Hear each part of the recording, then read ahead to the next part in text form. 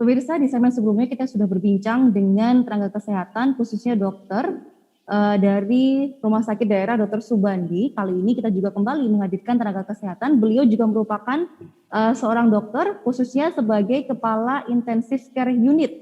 Langsung saja kita sapa, sudah hadir bersama kami melalui sambungan Zoom, Dr. Suparno Adi Santika, SPAN KIC. Bagaimana kabarnya Dr. Adi? Ya, terima kasih Mbak Sinta. Ya, baik-baik ya, Dok. kondisinya. Insya Allah sehat ya. Insya Allah semoga teman-teman di studio juga sehat. Amin, amin. Karena memang kesehatan menjadi hal yang utama di kondisi sekarang ini. Dok? Iya, pastinya. Dokter sekarang sedang di rumah sakit sepertinya jika melihat dari background-nya. Tadi juga infonya baru saja selesai menyelesaikan operasi dari pasien COVID juga. Bagaimana kondisinya saat ini, Dok, di rumah sakit dengan khususnya lonjakan kasus COVID di Jawa Timur, di Indonesia, dan juga di Kabupaten Jember? Sudah mulai kewalahankah atau seperti apa, Dokter Adi? Ya, jadi terima kasih ya sudah diberikan kesempatan. Kita hari ini memang dan hari-hari yang lain seperti hari-hari biasanya, kita lebih banyak di rumah sakit daripada di rumah ya. Jadi ini rumah sakit sudah seperti rumah pertama buat kita. Jadi bekerja di tengah lonjakan kasus COVID-19 saat ini, memang untuk yang kali ini begitu berat ya. Artinya ini hal yang nggak bisa kita sesali ya. Tapi sudah terjadi untuk lonjakan ini. Sebenarnya sudah bisa diatasi, sudah bisa diantisipasi dari awal. Cuman memang lonjakan ini kan eksponensial, jadi dari 1 naik jadi 16, jadi hitungan yang kita tidak bisa bayangkan sebelumnya. Jadi insya Allah kalau dalam kondisi saat ini ya kuat nggak kuat kita kuatin.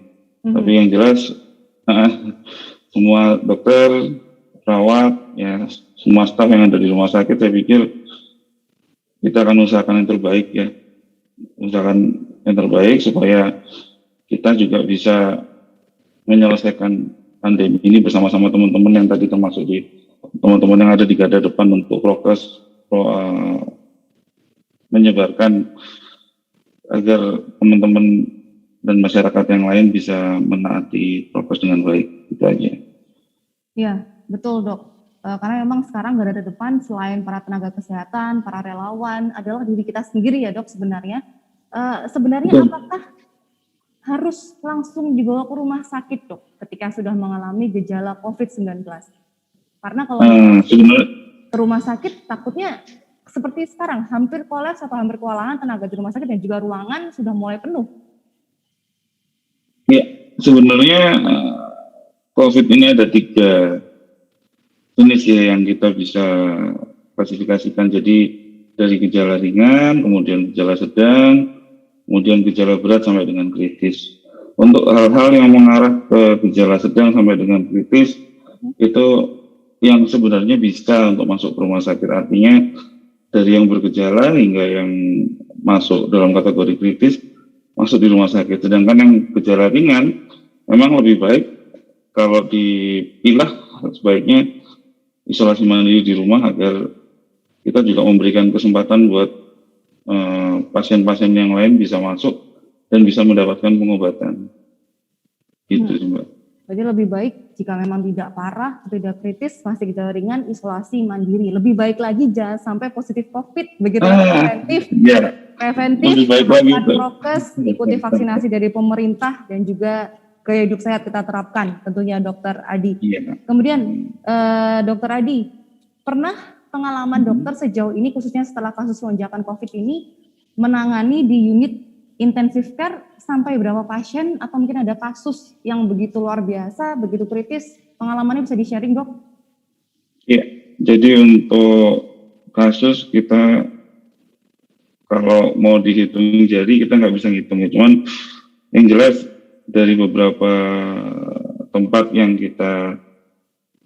yang saya datangi, saya praktek di sana, kemudian kita hitung secara sistematik, ya sekitar 60-70 pasien kami yang berat ini kemudian harus membutuhkan untuk intensive care. Artinya pasien-pasien yang masuk ke bangsal berat, kemudian dia seharusnya butuh masuk intensif, ya belum bisa mendapatkan tempat dengan baik karena memang kecukupan dari bednya juga kurang gitu. Jadi kalau lihat dari pengalaman beberapa kali, termasuk seperti kemarin ya, kita baru saja kita punya ruang intensive care unit untuk COVID itu sekitar bulan November-Desember 2020. Sebelumnya perawatan kita hanya terbatas pada perawatan COVID berat saja, bukan untuk yang intensif. Nah, sejak itu dibuka sampai sekarang, itu tidak pernah sepi. Dan untuk outbreak yang kedua ini hampir bisa dikatakan selalu penuh. Jadi antara pasien yang datang dengan membutuhkan kasus intensif ya, kasus yang khusus, perhatian khusus, masuk perawatan khusus di unit rawat intensif itu dengan bed yang tersedia ya masih kalah gitu. Jadi kita punya triase atau pemilahan penyapihan pasien ya. Jadi seharusnya pasien itu masuk ke unit rawat intensif tapi ternyata tidak dapat tempat. Nah, itu yang menyedihkan adalah saat kita harus memilah pasien-pasien tersebut. Artinya saat itu juga kita jadi berperan untuk ya sedikitnya pasien-pasien yang tidak tertangani tadi bagaimana nasibnya. Nah, kalau dibilang tidak tertangani, enggak, karena dia pasti tertangani di ruangan. Namun pada saat membutuhkan ruang rawat intensif, di situ letak kita harus melakukan pemilahan, penyapihan lagi.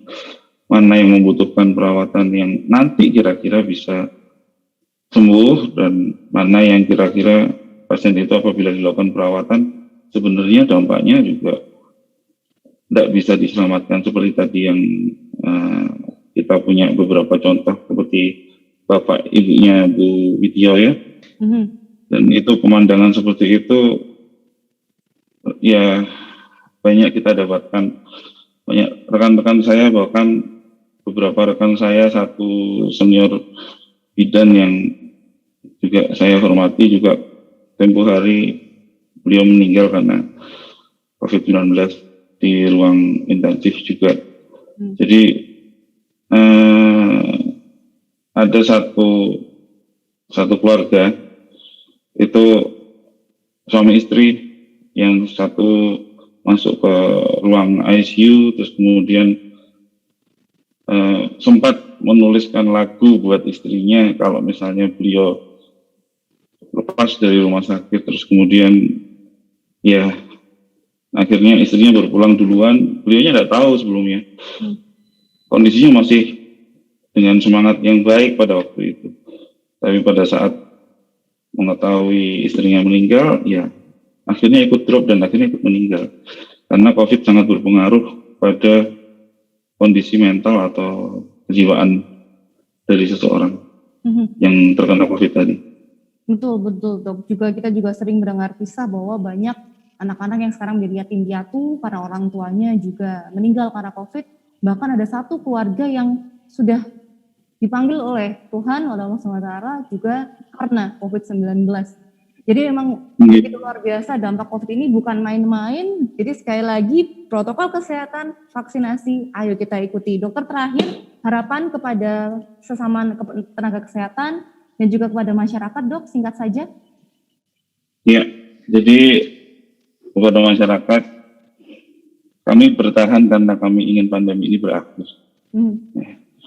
Kalau lingkungan kita aman, maka istri, suami, anak-anak, sama orang-orang yang kita cintai sama-sama akan juga aman. Jadi ibaratnya kita berada di badai yang sama. Ya. Mungkin perahunya kita nggak akan sama, tapi setidaknya kita bisa saling menolong, saling menghargai, dan saling mendukung.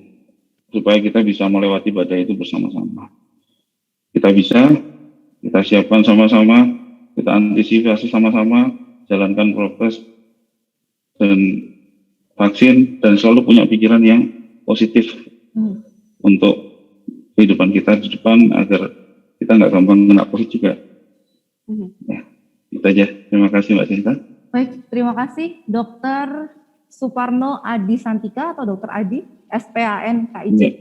Sekali lagi semangat Dok, sehat selalu, salam untuk tim nakes dan juga staf di rumah sakit semuanya.